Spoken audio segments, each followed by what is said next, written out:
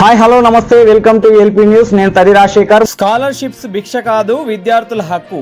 కామారెడ్డి జిల్లా కేంద్రంలోని కొత్త బస్టాండ్ నుండి నిజాం సాగర్ చౌరస్తా వరకు వివిధ కళాశాలల విద్యార్థులు ర్యాలీగా వచ్చి నిజాం సాగర్ చౌరస్తాలో అఖిల భారతీయ విద్యార్థి పరిషత్ ఆధ్వర్యంలో ధర్నా నిర్వహించారు.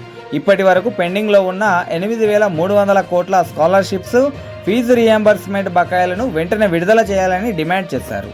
8,300 కోట్ల స్కాలర్షిప్ పెండింగ్ లో ఉండడం వల్ల పేద విద్యార్థులు బోనఫైలు, టీసీలు, మెమోలు ఇవ్వక యాజమాన్యం ఇబ్బందులు పెడితే చదువుకు దూరమై హోటళ్లలో జీతం ఉంటున్నటువంటి పరిస్థితి, బట్టల షాపులలో జీతం ఉంటున్నటువంటి పరిస్థితి, గంజాయి డ్రగ్స్ తాగుబోతున్నటువంటి పరిస్థితి. ఈ తెలంగాణలో 100 మంది విద్యార్థులకు 50 మంది తయారు చేసినటువంటి ప్రభుత్వం ఈ కాంగ్రెస్ ప్రభుత్వం.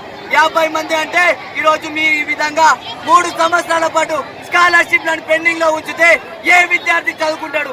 ఏ పేద విద్యార్థి చదువుకుంటాడు? పేద విద్యార్థులను తొక్కేయాలని చూస్తున్నటువంటి కుట్రని ఏబీపీ తీవ్రంగా ఖండిస్తుంది విద్యార్థి మిత్రులు. అదే విధంగా ఈ రాష్ట్ర వ్యాప్తంగా ఉన్నటువంటి యాజమాన్యం, కాలేజ్ యాజమాన్యం కూడా ఈ రోజు వాళ్ళకి సర్టిఫికెట్లు ఇవ్వకపోవడం వల్ల వాళ్ళు కూడా కాలేజీలో బంద్ చేసుకోవాల్సినటువంటి పరిస్థితి ఈ రోజు తెలంగాణలో ఉన్నది. 3 రోజుల పాటు ఇంటర్మీడియట్, డిగ్రీ కళాశాలలు కూడా బంద్ పెట్టుకొని వాళ్ళు నిరసన చేసినటువంటి పరిస్థితి.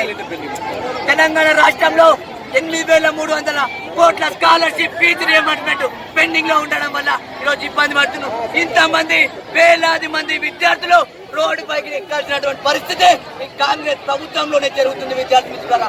అదేవిధంగా దీన్ని వెంటనే విడుదల చేయకపోతే రాష్ట్ర వ్యాప్తంగా కూడా ఉద్యమాలు చేస్తాం. అవసరమైతే అసెంబ్లీ గేట్లు కూడా బద్దలు కొట్టుకొని ముందుకెళ్తూ మీ కళ్ళ బట్టి కూడా ప్రశ్నిస్తామని హెచ్చరిస్తున్నాం. రేవంత్ రెడ్డి గారు, మీరు ఇప్పటికైనా మొత్తు నిద్రను వీడి వెంటనే విద్యార్థులకు పక్షాన ఆలోచిస్తూ విద్యార్థులకు న్యాయం చేసే విధంగా మీ ఆలోచన ఉండాలి. లేకపోతే మీ మంత్రుల కాన్వాయ్లను, మీ ఎమ్మెల్యే ఇండ్లను ప్రతి ఒక్కరు కూడా అడ్డుకుంటాం, ముట్టడిస్తాం. ఖబర్దార్ రేవంత్ రెడ్డి గారు.